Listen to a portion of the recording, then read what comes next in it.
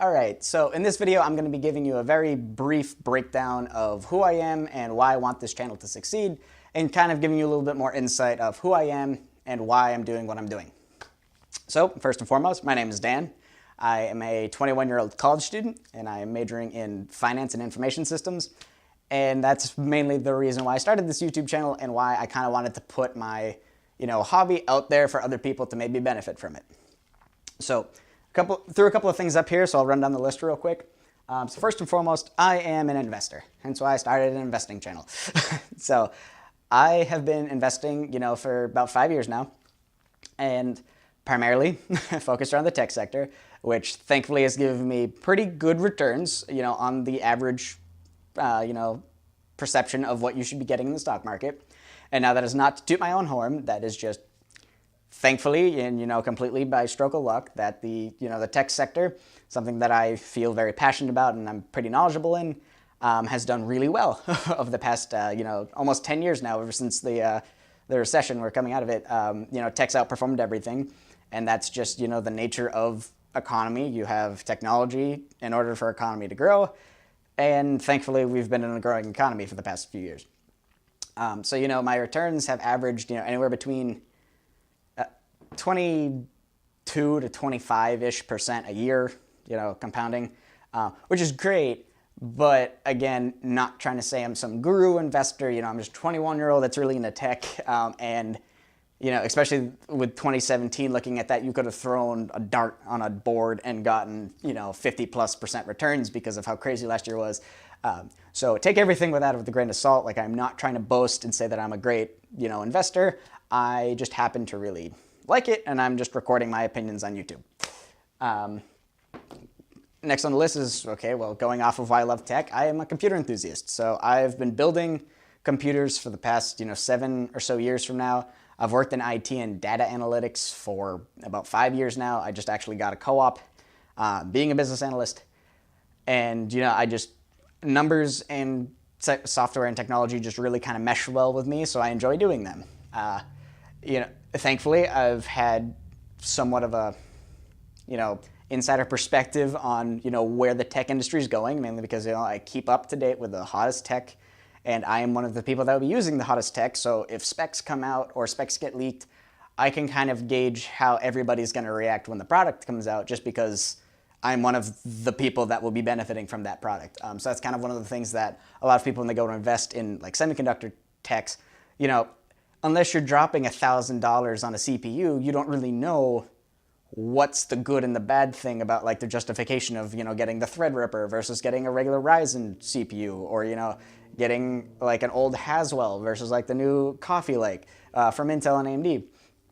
And, I think investors kind of like, they're into tech, but not very many of them that are covering tech stocks actually use the end products. And I think that's a really big thing with investing, is that you need to be able to use your end product, or you need to be able to watch everybody using it. Otherwise, you don't really know what the perception from the customer standpoint is on that product. So, and that kind of goes right off of, my favorite investor, Peter Lynch. He would only invest in things that he knows. And that's kind of like what's his slogan, was invest in what you know.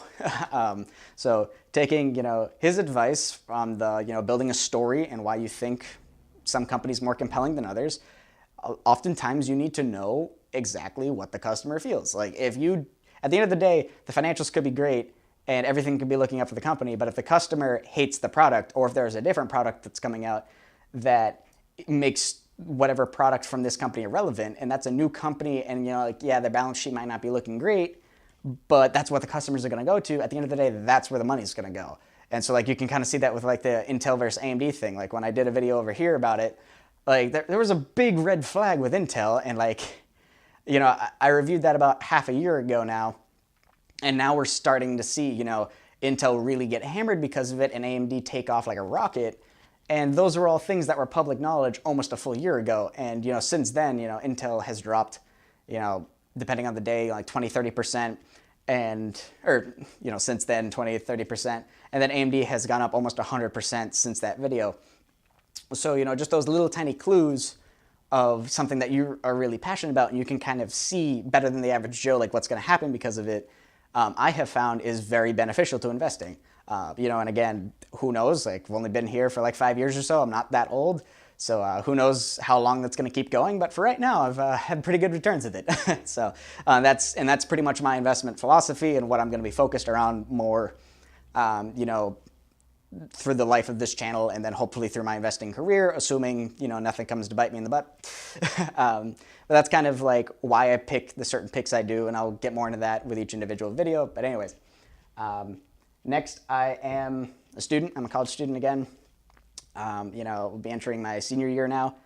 I've switched majors between computer science, mechanical engineering, and now I kind of settled on getting a dual concentration in finance and information systems, kind of combining my love for investing and my love for technology into one, getting one degree with it. And that kind of, on a personal note, that kind of solidifies me for, okay, I can get a job, but then hopefully I can become an entrepreneur and, invest my own money on the side and, have two different outlets in order to like really make a living off of it. But, I'm still young and I need to keep as many options open as possible. So I'll kind of go into like my different opinions on the pros and cons of, say, getting a job and the pros and cons of, jumping off and becoming an entrepreneur. And I'll kind of, for those of you who are college students or those of you who are thinking about going to college, if you have any questions to ask me, completely unrelated to like my investment things, just ask me questions about college. Like, I'm pretty open booked in it, and I have had to look at college a lot, especially through a financial lens. It's like, is this worth it? Is my bang for my buck worth it? Everything like that, because college is expensive, and it's definitely worth looking over. So again, not a financial advisor, but I can kind of give you a college student's opinion on what is a good and a bad thing about college. A lot of the YouTubers on YouTube, they either are college dropouts or they never even got into college, and they just immediately say college is a scam. And let me tell you, from people that are in college,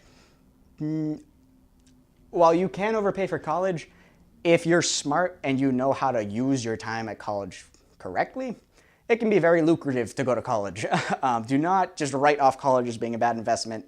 Like, odds are, if people are saying that, then either one, they didn't get into a college ever, or they failed out. Not even trying to say that, but it's like, really don't take advice from people that have never been on that setting. But also at the same time, to their, the devil's advocate for that point is that, no, you shouldn't, pay $100,000 a year to get a liberal arts degree that your job outlook after that is only going to guarantee you like 40 grand a year. Like, you do have to analyze it from a financial standpoint, but you can leverage your experience at college and the connections you make to potentially make a lot more money than the average person going to start their own company. So, just keep that in mind. Sorry for that tangent. Just thinking about that earlier today. So going down the list, entrepreneur. So I kind of, said it, the two different pathways. I'm currently starting my second company. First company didn't really go out that well. Ran into issues with, we wanted to tackle a problem that was this big, but we only had enough resources to maybe get to something that was this big. And then once certain hurdles came into place, people would start to like lose focus, or, a lot of them are other college students. So a lot of times, their workload would just get too much. And, the company kind of got pushed aside and that venture kind of died. But now with my new venture, I have a new team, a new focus. I'm the CEO, and I've kind of been spearheading the whole thing. Thankfully I've secured funding from, competitions and whatnot that, like, you present your business model, you present what your company is going to do and how you're going to do it. And then judging on your competency versus other people's competency, you get given money. And so thankfully I've been able to accumulate a few $1,000s for that and to start this company off. And I'll be documenting that along the way. And, if anything major happens, whether that takes off or that plummets to the ground, I'll be sure to let you guys know.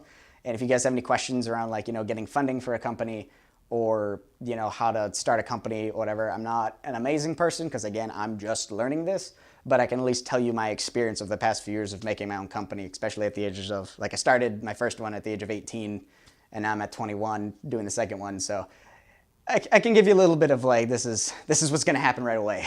But 10 years down the line, obviously not.